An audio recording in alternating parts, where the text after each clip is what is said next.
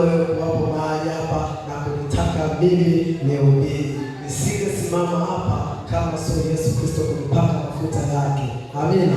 Nami nawashukuru viongozi wenzangu wa CGM ambao pia waliona ninafaa kusimama hapa, na mshukuru kila mmoja wenu kwa ujio wake, na mshukuru kila mmoja. Amina. Amina. Amen. Basi bila kupoteza wakati, kwa sababu nina muda mchache sana, tukafunue kitabu cha Hagai. Kitabu cha Hagai.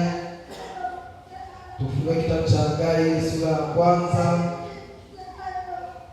Hagai sura ya kwanza. Tukasome na ule mstari wa 12.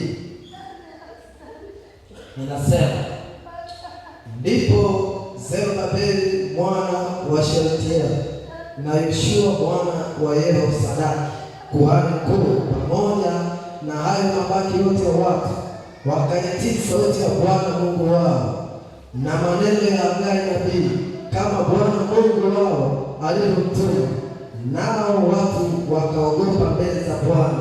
Ndipo Hagai mjumbe wa Bwana katika ujumbe wa Bwana akawaambia watu akisema, mimi nipo pamoja nao, asema Bwana. Bwana akaiamsha roho ya Zerubabeli mwana wa Shealtieli liwali wa Yuda, na roho ya Yoshua mwana wa Yehosadaki kuhani mkuu, na roho za mabaki wa wale watu wakaenda wakafanya kazi katika nyumba ya Bwana wa majeshi Mungu wao katika siku ya 24 ya mwezi, katika mwezi wa 6, katika mwaka wa pili wa Dario mfalme. Mchapie Bwana makofi. Mchapie Bwana makofi. Anasema Bwana akainua roho ya Zerubabeli, akainua roho ya Yoshua mwana wa Yehosadaki, lakini akainua roho ya wale mabaki wa Israeli ambao walikuwa wametoka utumwani kule Babeli. Bwana amekuja kuinua roho yako leo. Bwana amekuja kuinua roho yako leo. Bwana amekuja kuiamsha roho yako leo. Roho yako ilala, fahamu yako ilala, mawazo yako ilala. Bwana anakuja kukuamsha, kwa sababu Bwana yeye ndiye mwenye nguvu, na ndio maana Bwana huwa anaamsha roho. Mwambie tena jirani yako, Bwana anaiamsha roho. Mwambie jirani yako kwa nguvu, Bwana anaiamsha roho, kwa sababu Bwana yeye huwa anaamsha roho. Hauamshi mwili, huwa anaamsha roho. Somo letu leo linaitwa nguvu ya utendaji. Nguvu ya utendaji. Kwa wale tutakaoandika ni nguvu ya utendaji. Somo letu linatoka katika kitabu cha Hagai sura ya kwanza mstari wa 12 mpaka wa 14. Somo letu linatoka katika kitabu cha Hagai sura ya kwanza mstari wa 12 mpaka wa 14. Kwa nini Bwana akaziamsha roho za wana wa Israeli? Ujue wakati Mungu anataka ufanye kazi yake, kuna namna mbalimbali mtu anakuwa, kwa sababu mwanadamu ni mtu wa kushika hili na kushika na lile na kushika na lile, lakini mwanadamu huwa anasahau majukumu yake. Mwanadamu hata anapokuwa kazini anaweza kupewa majukumu na bosi, lakini bado anayasahau. Lakini pia mwanadamu anaweza kupewa majukumu na mtu yeyote, lakini bado anayasahau. Kwa kule kusahau majukumu yake au kutokutii kufanya majukumu yake tunaita ni kulala au kusinzia kwenye usingizi wa kutokujua nini anataka ufanye, kulala kwenye usingizi wa kutokutii. Hebu mwambie ndani yako, usingizi wa kutokutii. Usingizi wa kutokutii. Watu wengi wanapoteza utii. Amen. Watu wengi wanapoteza utii kwa sababu Mungu alitupa neno moja tu katika maisha yetu.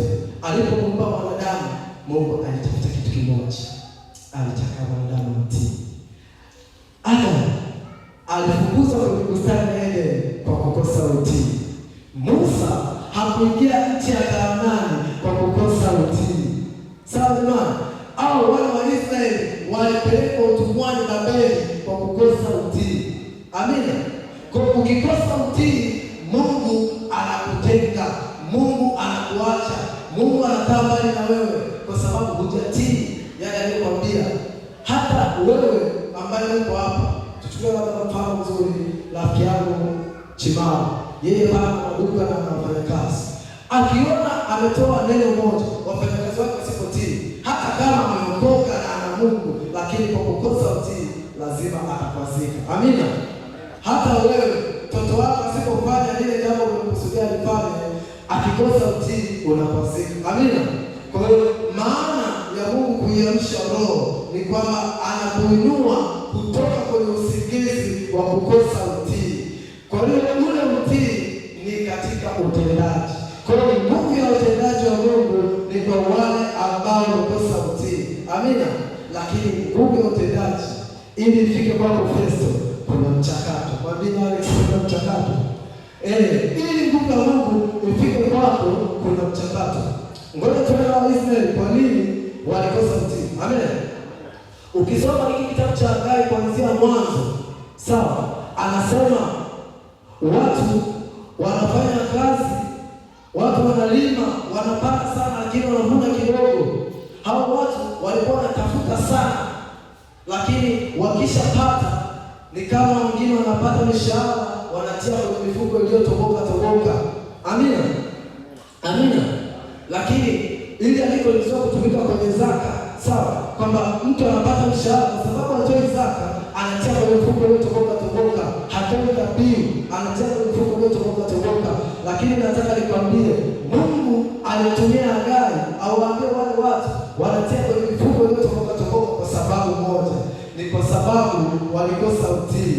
Akawaambia, ninyi mmejenga nyumba zenu wenyewe, ikifika muda mnakimbilia kwenye nyumba yenu, hali kuwa nyumba yangu inakaa katika hali ya kuchakaa. Nyumbani mwa Bwana kukichakaa, nyinyi hamjengi, mmekwenda kujenga nyumba zenu nzuri, mnakwenda kupendezesha nyumba yenu, mnafanya mambo mazuri pale kwenu, lakini nyumbani mwa Bwana hamfanyi vizuri. Ndio sawasawa na kuchukua pesa kutia kwenye mfuko uliotoboka, kwamba Mungu hawezi kukubariki. Amina. Kile kitu ulichokitafuta hakiwezi kukua wala kuongezeka. Ile mbegu uliyopanda itazaa, lakini mwisho wake lazima ipate upotevu. Amina. Israeli walipelekwa utumwani Babeli. Walipelekwa utumwani Babeli ilikuwa ni mwaka 1605. Mwaka 1605 mwaka 1606 Israeli walienda utumwani Babeli. Wakati walikuwa chini ya mfalme anaitwa Masao. Sawa, Manase walikuwa kipindi ya Manase hakufanya mambo mazuri mbele za Bwana. Israeli hakufanya mambo mazuri mbele za Bwana. Mungu akaamuru wale watu wachukuliwe wapeleke utumwani ili kwamba wakafundishwe nidhamu. Wakafundishwe nidhamu, jinsi ya kumtii Mungu. Sio nidhamu ya mambo mengine, ni nidhamu ya kumtii nani? Nidhamu ya kumtii Mungu. Hao Israeli wakapelekwa utumwani, wakakaa kule, walienda makundi matatu. Wakakaa kule, walienda kundi la kwanza lilienda na jamaa mmoja, alikuwa ni mtoto wa liwali. Liwali ni kama tuseme mkuu wa wilaya au mbunge. Sawa? Mkoa wa mbunge, yule mtu ambaye anakuwa kwenye mji fulani, anakuwa yeye ndio kiongozi mkuu wa huo mji. Kwa huyo liwali, mzee Shealtiel, ndiye alikuwa ana mtoto anaitwa Zerubabeli. Zerubabeli alikuwa ni liwali, mtoto wa liwali, alikuwa ni mkuu wa ule mji wa Yuda. Kwa hiyo wakachukua kaenda Israeli, wakakaa kule kwa kipindi kirefu, wakakaa miaka mingi. Baada ya miaka kukaa mingi, Danieli akagundua hata wao watakaa miaka 70 kule Babeli. Lakini wakati kule Babeli wanaishi, kuna mambo mbalimbali yanaendelea. Israeli ilifika wakati wakamtambua Mungu wao ni nani. Israeli wakajua Mungu wao ni nani. Wakajua matendo makuu ya Mungu wao, kwa sababu walikuwa na mtu kama Danieli, walikuwa na mtu kama yule anaitwa Hanania, kulikuwa kuna mtu anaitwa Mishael, lakini kulikuwa kuna mtu anaitwa Azaria. Walikuwa vijana watatu. Sawa? Nyinyi mmezoea kuita Abednego, Shadraka na Meshaki. Sawa? Lakini alikuwa anaitwa Mishaeli, huyu Mishaeli alikuwa anaitwa Mishaeli, lakini Anania alikuwa anaitwa Abednego, lakini na huyu Azaria alikuwa anaitwa Shadraka. Amen. Amen. Wale vijana walikuwa kule wakiwa na kijana mwenzao mmoja alikuwa anaitwa Belshaza kwa jina la Kibabeli, sawa, au Daniel. Amen. Amen. Wale vijana waliomba sana Mungu, walitafuta Mungu kwa kiwango kisichotabirika, walitukuza sana Mungu. Hata wale Israeli waliokuwa pale wakajikuta wao wanaamua kuambatana na ndugu zao ili wamtumikie Mungu, ili waweze kutafuta Mungu. Wakati wanatafuta Mungu, Nebukadreza anawaonea, akaja mtoto wa Nebukadreza akawaonea Belshaza, naye akawaonea. Alipokuwa akawaonea, baada ya Nebukadreza kujiinua akawa na nguvu dunia nzima, akajiona yeye ndiye kama Mungu, lakini Mungu akasema hakuna anaweza kujiinua mbele yangu, akamshusha. Akaja na mtoto wake akamshusha. Lakini mwaka ule wa 538 kibiblia iko hivi, kisiolojia, miaka ilikuwa inaanza juu inaenda chini. Amen jamani. Amen. Walienda mwaka 1600, walienda mwaka 606, mwaka 565 wakarudi mwaka 538, sawa, 39 ndio wakatoka wapi? Wakatoka utumwani. Amen. Mungu akainua jamaa mmoja hivi, alikuwa anaitwa Koreshi. Amen. Koreshi wako nayo hadi siku ya leo, Koreshi wako leo hadi, sawa, ambaye atakayeruhusu kwenye mapito yako, aruhusu wewe upate baraka, kwenye magumu yako aruhusu wewe muone Mungu, kwenye shida zako aruhusu wewe ukafanikiwe. Pale ulipozuiliwa, Koreshi leo ashuke akatengeneze njia na wewe upate kurudi katika hali ile ambayo Mungu alikuumba, kwa sababu Mungu alikuumba uweze kumiliki, sio uweze kukaa hali ya ukiwa, sio ukae katika ile hali ya kujiona wewe huwezi kufanikiwa, lakini akupe ile hali ya kuweza kunyanyuliwa. Ulipolala kwenye baraka zile zilizoumbwa na wewe, kama anazosubiri hapa Chimala, alizokupa Mungu kuanzia kuzaliwa kwako, leo ukazipate na wewe ukazipate, kwa sababu Koreshi anakuja kwenye maisha yako, kwa sababu Koreshi anaamka kwenye maisha yako. Koreshi akawa baraka kwa wana wa Israeli, wakamwona Bwana akiwahudumia, wakamwona Bwana akiwabariki, akamwona Bwana akiwatoa katika mateso yaliyo makuu. Mungu akawatendea. Amen. Amen. Koreshi akaruhusu wana wa Israeli watoke pale walipo, akaruhusu wana wa Israeli warudi kwao Yuda, wakaijenge ile nyumba ya Bwana.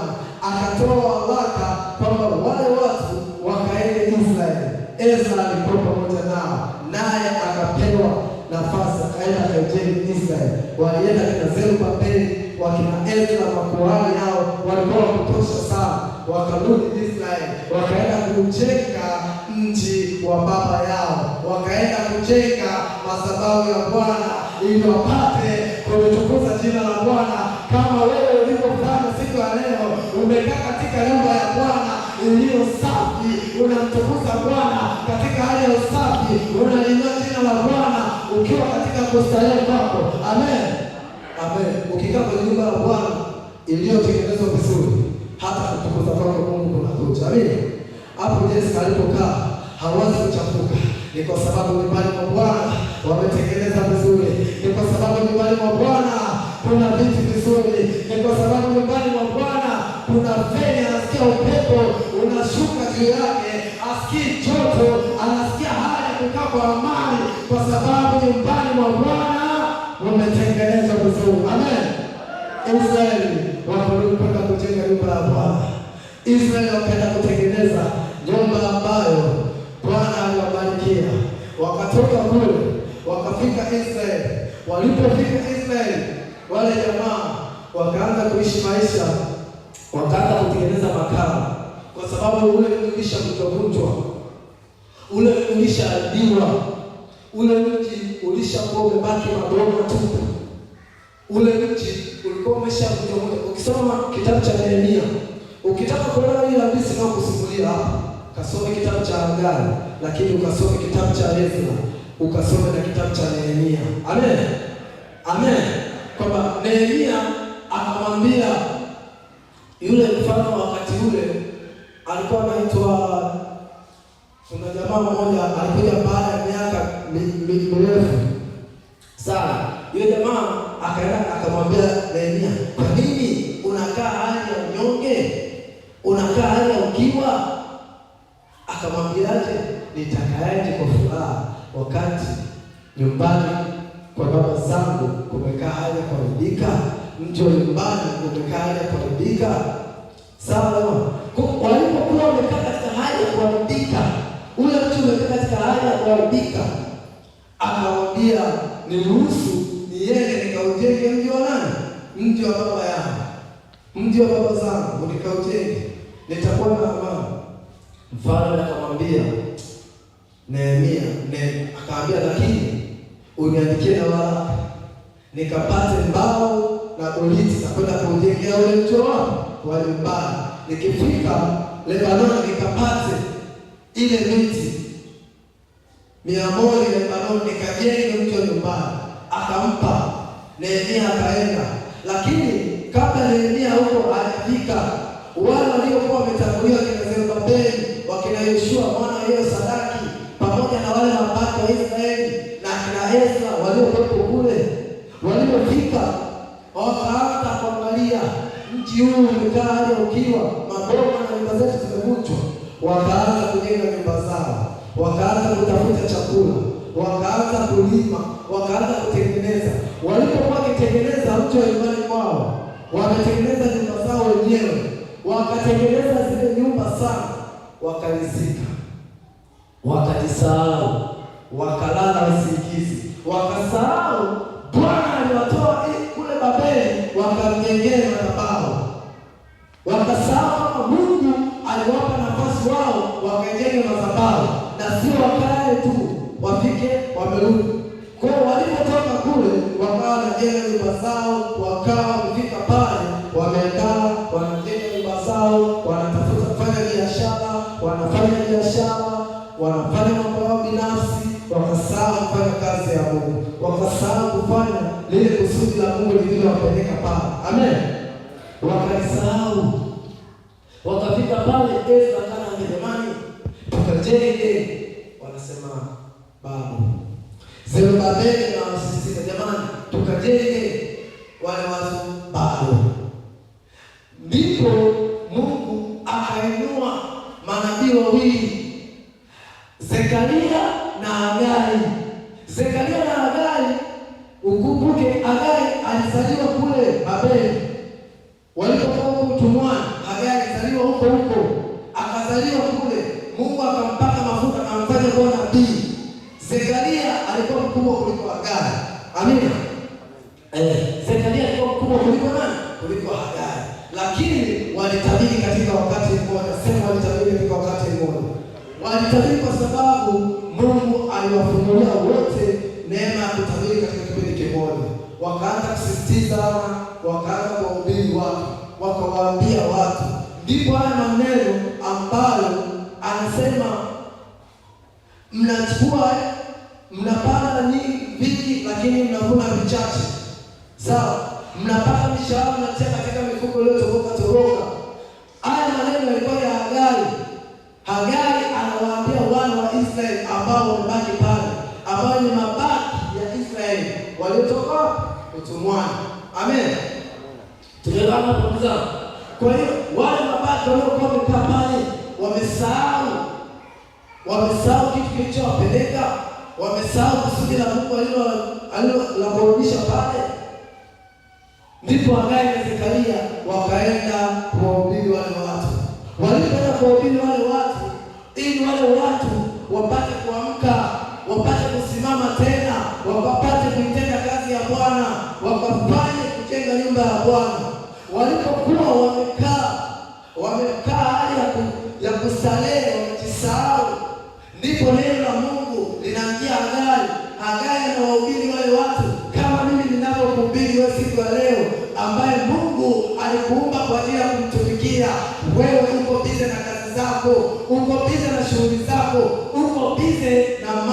duniani.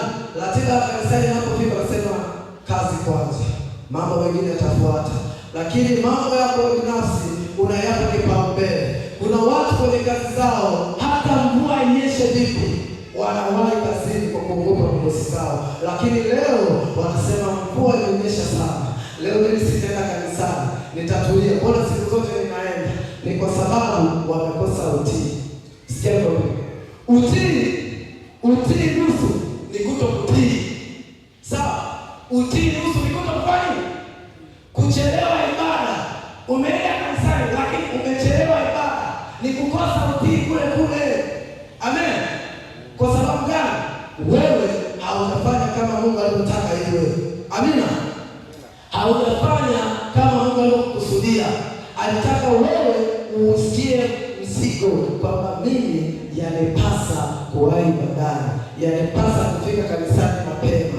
Ijapokuwa mvua inanyesha, nitafanya namna yoyote nifike kanisani kwa wakati. Lakini wewe unapochelewa nasema lakini kanisani nilienda. Mvua inanyesha, Mungu anasema hamna kazi. Nilimweka nihudumie, aniabudu lakini hajafanya chochote. Nilimwita asubuhi aje kuomba lakini alilala usingizi. Wakati natakiwa awe kanisani kuomba, yeye alikuwa bado analala usingizi. Kwa hiyo Mungu akaiamsha roho ya wale mabaki wa Israeli ambao walikuwa pale, kwa sababu Mungu alijua nikiamsha roho ya Zerubabeli, huyu kiongozi mkubwa, nikiamsha roho yake hata hao watu wataamka. Ndipo Mungu huwa anamwamsha mzee ambaye wakajugwa awahi kanisani. Akiwahi kanisani, kuna watu wanasema sasa hivi mchungaji atakuwa amefika kanisani, nikichelewa hata mimi atanionaje? Anaamka mapema ili awahi kufika kanisani. Ndipo Mungu akaamsha roho ya Yoshua mwana Yosadaki, kwa sababu ni kuhani. Akasema wale watu ambao nimewaweka mbele, ambao ni mfano wa kuigwa, wao wakiwahi kanisani, kuna watu watainuka watawahi kanisani. Akaamsha roho zao wale mabaki wote wamebaki nyuma, nao akaamsha roho zao, akaamsha watu kama wale kaa, ili kwamba uende nyumbani mwa Bwana. Nami nakwambia siku ya leo, kwa sababu Bwana ameniagiza nikwambie, inuka hapo ulipokaa ukaitende kazi ya Bwana, kwa sababu Bwana amekuja kuamsha roho yako leo. Mwaka mzima ulikaa hali ya ukiwa, mwaka mzima ulikaa hali ya kutokutii. Leo Bwana anataka ukafanye utii. Leo Bwana anataka ukatika amri zake. Leo Bwana anataka ukashike amri zake. Nasikia kwa kitu kidogo. Utii au ni kirahisi? Utii au ni kirahisi? Mwambie wako utii au ni kirahisi? Utii au ni kirahisi? Na uliza swali. Kuna watu wanashika kujibiwa. Wangapi wapo kanisani wanamwamini Mungu? Wanamwamini Mungu. Wangapi wanamwamini Mungu? Umeona mikono wanamwamini Mungu? Wangapi wanamtii Mungu? Wangapi wanamtii Mungu? Wangapi wanamtii Mungu? Umeona mikono ndio michache. Sasa nataka nikwambie kitu kimoja. Kuna kumwamini Mungu na kumtii Mungu. Watu wanaomtii Mungu kama wale mfalme wa mbingu. Ila wewe unayemwamini Mungu utabaki kwa kama wale wengine wenye imani ambao wanasema mimi ninamwamini Mungu. Utabaki unamwamini Mungu hadi umebaki hapa duniani, lakini utawaangalia wanaomtii Mungu wakienda kule kwenye Yerusalemu mpya inayoshuka, kwa sababu kuna kumtii Mungu na kuna kumwabudu Mungu. Wanaomwamini Mungu siku zote wanafanya mambo yao kiimani. Mimi ninaamini utabeba Biblia. Mimi ninaamini wanaomwamini Mungu sifa yao kuwa hawana utii. Wanaomwamini Mungu sifa yao kuwa hawana utii. Amen. Amen. Na wanaomtii Mungu sifa yao kubwa, wana yale matunda. Sema matunda. Wana matunda ya Roho Mtakatifu. Wana matunda ya nani? Wana matunda ya nani? Aliposema akasema Bwana akaiamsha roho. Akusema aliamsha mwili, aliamsha nini? Aliamsha roho, kwa sababu roho ndio kitu kinatenda kazi ndani ya mtu. Roho ndio inamuongoza mtu kuyafanya mapenzi ya Mungu. Roho ndio inamuinua mtu akamtii Mungu, sio mwili. Na ndio maana mwanadamu anaishi katika nafsi, anaishi katika namna mbili. Anaishi katika ulimwengu wa mwili na katika ulimwengu wa roho. Amen. Amen. Sikia nikwambie kitu kimoja. Yesu aliwaambia msiondoke hapa, msiondoke mpaka atakapokwisha kuajilia milele nani? Atakapokwisha milele nani? Roho Mtakatifu. Kwa nini aliomba siondoke mpaka ajilie Roho Mtakatifu? Kwa sababu alijua pasina Roho Mtakatifu hawawezi kuitenda kazi ya Bwana. Kwa hiyo nguvu ya kufanya mambo ya Mungu, nguvu ya kumtii Mungu, nguvu ya katika utendaji ipo katika Roho Mtakatifu. Mruhusu Roho Mtakatifu aingie kwenye maisha yako, nguvu ya utendaji itakuwa kubwa, nguvu ya utendaji itakuwa ya ajabu, nguvu ya utendaji wako haitakuwa ile mama, hautasubiri usingizi wala hautolala, kwa sababu Roho Mtakatifu ameingia ndani yako, anapenda kubadilisha yale yaliyolala, yanapenda kuamka, vile vilivyosinzia vinapenda kuamka, huduma iliyolala inapenda kuamka, kwa sababu Roho Mtakatifu anakuwa ameingia kwenye maisha yako. Ukitaka kuhubiri vyema, mwache Roho Mtakatifu aingie kwako wewe. Alisema mama mchungaji mbele, ukitaka ufanikiwe chimba chini, maana ukatengeneza msingi wako wa kiroho, ukamwache Roho Mtakatifu akuhudumie. Acha mdomo za kupiga kelele, acha mdomo za kukaa kwenye maombi muda mrefu. Kaa na Roho Mtakatifu. Ukikaa na Roho Mtakatifu utamwona Mungu kwenye viwango vya ajabu. Ukikaa na Roho Mtakatifu utaona Mungu anakuinua. Wale wenye Roho Mtakatifu ndio wale wanasema kila siku, Mungu amesema na mimi. Ni kwa sababu Roho ndiye anasema na watu. Amen. Amen. Ukisoma Yohana 14:26, Yohana 14:26, Yohana 14:26, ukisoma Yohana 14:26 anasema lakini huyo msaidizi, huyo Roho Mtakatifu ambaye Baba atampeleka kwa jina langu, atawafundisha yote na kuwakumbusha yote niliyowaambia. Lakini huyo Roho Mtakatifu nani? Msaidizi ambaye Baba amempeleka kwa jina nani? Kwa jina langu. Sawa, atawakumbusha yote na kuwafundisha yote niliyowaambia. Petro pamoja na wale wenzake 11 waliobaki kimtoa Yuda, lakini baadaye aliongezeka mtu mmoja anaitwa Matia.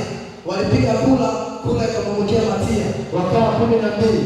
Wale tenashara 12 walipojazwa Roho Mtakatifu, wakapokea Roho Mtakatifu, wakaanza kwenda kuhubiri Injili, wakaanza kwenda kuitangaza Injili, wakaanza kwenda kuhubiri Injili. Injili kwa Kiswahili fasaha maana yake ni habari njema. Sema habari njema. Habari njema. Injili maana yake ni habari njema. Wakaenda kuhubiri habari njema huko duniani kote, ili kwamba watu wamjue Kristo, kwa sababu walijaa Roho Mtakatifu. Paulo mtume alienda kuhubiri Injili alipojaa Roho Mtakatifu, lakini wakati hana Roho Mtakatifu alikuwa anaua, alikuwa anaruhusu watu wapigwe mawe. Sawa, sikia, nguvu ya utendaji iliyokuwa ndani ya Stefano ndio iliyoamua. Stefano wakati anapigwa mawe, amepiga chini, anasema mkono wa kuume wa Baba, ninamuona Yesu Kristo aliye hai, aliyeshuka kuhudumia.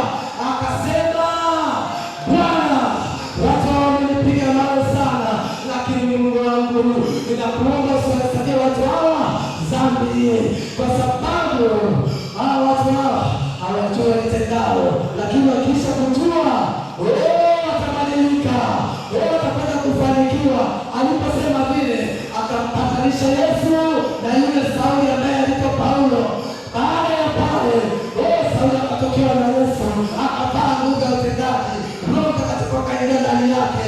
Baada ya kuwekwa mikono na Anania, akaanza kuitenda kazi zaidi ya ile aliyotenda Stefano, zaidi ya aliyotenda Paulo.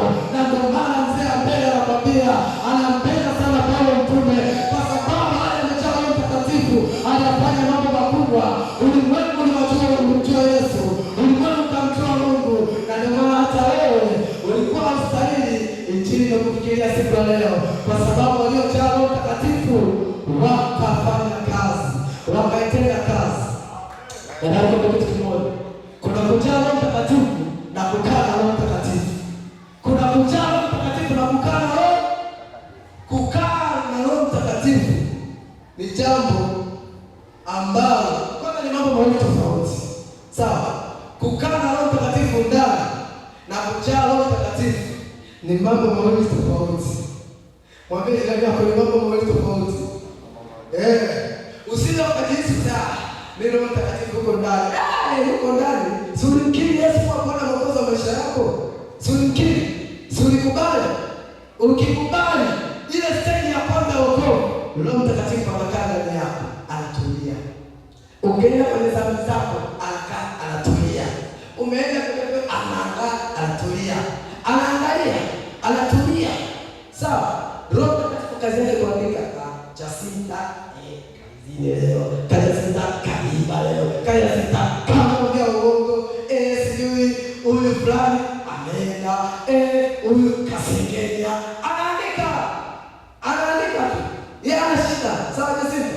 Yeye ana shida, anaandika. Huyu Chimala leo kazuru, Chimala leo kafanya, anaandika. Yeye kazi sio ndani. Sulimki akaingia akakaa. Utaka nini? Anakaa. Lakini kujazwa Roho Mtakatifu ni kumwacha Roho Mtakatifu atawale maisha yako. Ni kumwambia Roho Mtakatifu atawale maisha yako. Amen. Roho Mtakatifu akikutawala ndio unasema hapana, hapa siwezi kuiba. Hapana, hapa siwezi kuzini. Hapana, hapa siwezi kudhulumu. Hapana, hapa siwezi kutukana. Unakataa, unaanza kujaa, unasema huyu hana hichi kitu, ngoja nimpatie kwa upendo. Unatoa kwa upendo, kama pale neno linasema mtu ambaye anatoa sadaka anatoa kwa moyo nini? Wa kupenda. Ndio watu wa Roho Mtakatifu. Anakuwa na utu mwema, anafadhili, anakuwa mvumilivu, anakuwa ni mtu mpenda amani, mwenye upendo, mwenye kiasi, anakuwa mpole. Jamani, huyo ndio mtu mwenye kujazwa na Roho Mtakatifu. Kwa hiyo kama umekaa na Roho Mtakatifu, endelea kukaa naye hadi ukiona watu waliojazwa Roho Mtakatifu wakiendelea kutenda kazi katika nyumba ya Bwana, wakiendelea kuyatenda mapenzi ya Mungu, kwa sababu kukaa na Roho Mtakatifu na kujazwa na Roho Mtakatifu ni vitu viwili tofauti. Wako wengi walio huko mitaani wanamtukuza Roho Mtakatifu lakini hawajai Roho Mtakatifu. Amen. Tukie Yesu makofi. Tukie Yesu makofi. Kwa sababu Yesu alijua watu hawezi kufanya kazi wasipojaa Roho Mtakatifu. Watu hawezi kufanya kazi wasipojiliwa na Roho Mtakatifu. Watu wanafanya kazi ya Mungu kwa sababu wamejaa Roho Mtakatifu. Kuna watu wanaomba kwa mzigo dakika 5 wanapata matokeo, ni kwa sababu wamejaa Roho Mtakatifu. Kuna watu wanaomba masaa 3 wanamaliza masaa 3 wanapiga kelele, wanamaliza masaa 3 jasho linamiminika, lakini Roho hayupo.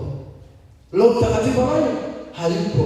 Ni kwa sababu wao wanaishi katika mfumo wa kukaa na Roho Mtakatifu, wanaamini katika Roho Mtakatifu. Huwezi kuwa na Roho Mtakatifu kwa na hasira za ovyo ovyo. Huwezi. Roho Mtakatifu hakai mahali penye hasira. Roho Mtakatifu hakai na mtu mwenye hasira. Roho Mtakatifu anakaa kwa mtu ambaye ni mpole, mtu mwenye kiasi, mtu mwenye uvumilivu. Unajua kuna mambo yanakwaza, kuna mambo yanaumiza, kuna mambo yanachukiza, lakini Roho Mtakatifu anayalainisha. Sema anayalainisha. Analainisha. Ndio maana leo jamaa nikasema niumbie moyo wa saburi. Saburi maana yake ni uvumilivu, kwa sababu uvumilivu unakaa ndani ya mtu aliyejazwa na Roho Mtakatifu. Leo umefika mahali hapa, amua kumtafuta Bwana, amua kumtaka Mungu akuachilie Roho Mtakatifu ajae ndani yako, ili ukapate kuwa na uvumilivu, ili ukapate kuwa na kiasi, ili ukapate kuwa na upole, ili ukapate kuwa na upendo, kwa sababu Roho Mtakatifu anatenda kazi na watu wa namna hiyo. Roho Mtakatifu huwa ana upendeleo. Roho Mtakatifu huwa anajazwa kwa kila mmoja ambaye anamtii Mungu. Amen. Roho Mtakatifu huwa anakaa kwa mtu ambaye anatii kufanya mapenzi ya Mungu. Roho Mtakatifu hakai kwa mtu ambaye hataki kutii kufanya mapenzi ya Mungu. Ukitii kufanya mapenzi ya Mungu, ukitii kufanya mapenzi ya Mungu, Roho Mtakatifu anajaa ndani yako. Amina jamani. Roho Mtakatifu sio kupiga kelele. Sawa jamani. Kwa ajili ya Roho Mtakatifu sio kupiga kelele. Roho Mtakatifu sio kunena. Sio hivyo. Roho Mtakatifu ni uwepo wa Mungu mwenyewe. Roho Mtakatifu ni nguvu ya mabadiliko. Roho Mtakatifu akiingia ndani yako analeta mabadiliko. Amina. Akiingia ndani yako anafanya jambo jipya. Amina. Roho Mtakatifu akiingia ndani yako analeta kitu kinaitwa utakatifu. Sawa tabia. Analeta utakatifu. Utakasa. Ukijitakasa, Roho Mtakatifu anatega sikio, anakuja. Ukijitakasa, anakuja. Anaangalia mtu kajitakasa kwa namna gani? Anajitakasa kwa mzigo, anakuja, anakaa. Anaanza kuangalia huyo mtu anaenda vipi. Ukitaka yeye amue, ukiona ile jambo sasa, ngoja niwachie Mungu, anaamua. Anaamua. Ukitaka kuambia Jessica, acha sila, acha usipigane, wewe mtu wa Mungu sasa. Sawa basi, umekubali. Umeishi. Roho Mtakatifu piga makofi.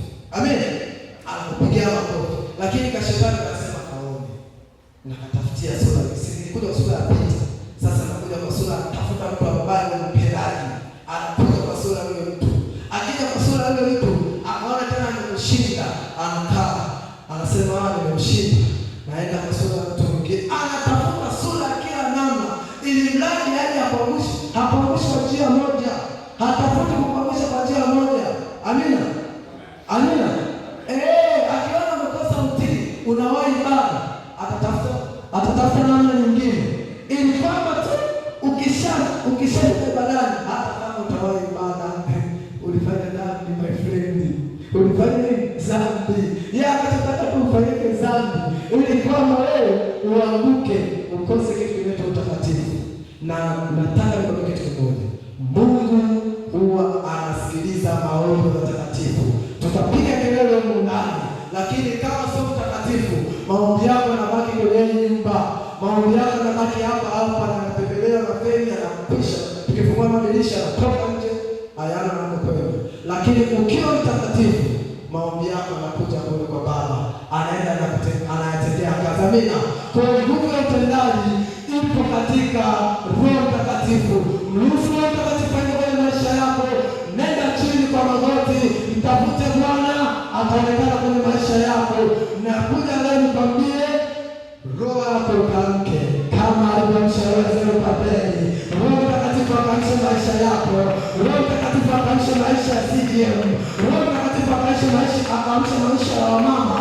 Akaamsha maisha ya wadada mahali hapa. Akaamsha maisha ya viongozi mahali hapa. Akaamsha maisha ya kila mmoja, kwa sababu Roho Mtakatifu anakuja kututengeneza, anakuja kuachilia njia ili tuende kule mbinguni. Sikia nikwambie, hata ambaye aliingilia Koreshi akawaruhusu wana wa Israeli warudi Israeli ni Roho Mtakatifu. Roho Mtakatifu ndio alishuka kwa Koreshi akawaruhusu wale watu waende. Hata wale ambao wakina Tatieni walioenda kuwastaki wale wazee wa Yuda kwamba kwa nini wanajenga hekalu, Roho Mtakatifu akashuka kule kwa Dario. Walipotuma waraka kupeleka kwa Dario, Dario akaambiwa kaangalie kwenye maktaba kama kweli Koreshi aliandika waraka nyumba ya Bwana kule Yerusalemu ijengwe. Alipokwenda kusoma ule waraka, Roho Mtakatifu alimshukia akasema, na tena atakayewazuia kujenga nyumba ya Bwana wana wa Israeli atatundikwa juu ya mti, atauliwa, atatundikwa juu ya mti, kwa sababu Roho Mtakatifu aliwajilia. Roho Mtakatifu akakujilia, akaamsha roho yako katika utendaji. Jina la Bwana likasimame na wewe, jina la Mungu likasimame na wewe. Siku ya leo, mchana wa leo ni siku ambayo Roho Mtakatifu ameshuka kushughulika na maisha yako. Ukibaki unamtazama mingi, ukibaki unaniwazia mingi, utapoteza wakati, kwa sababu yule unayemhukumu saizi, yeye anashughulika na Roho Mtakatifu. Unayemsema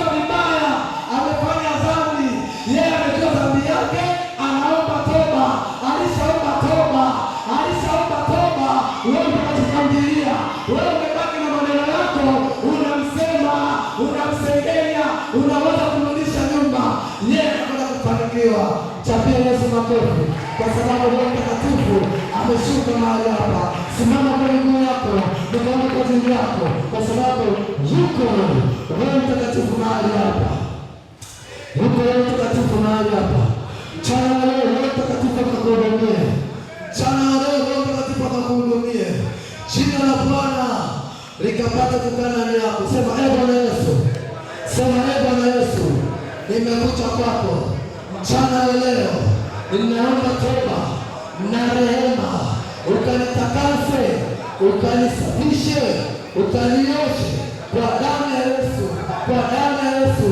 Tangu sasa ukanitakase, ukanisafishe kwa damu ya Yesu, ukanisamehe uovu wangu, makosa yangu, nikapate kutakasika, nami nikapate kuamshwa na Roho Mtakatifu akajae ndani yangu. Bwana, umekuwa mrefu mwenye dhambi, hujui nini cha kufanya.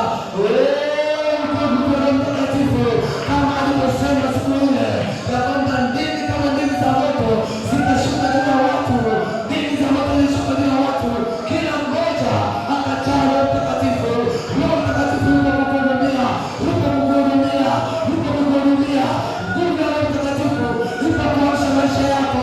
Wale kuzungumza na dhambi, walikutamka vibaya, walikusema vibaya, sawa umeanguka, lakini Roho Mtakatifu akakuja kukuamsha tena, amekuja kukuinua tena, amekuja kukuamsha tena.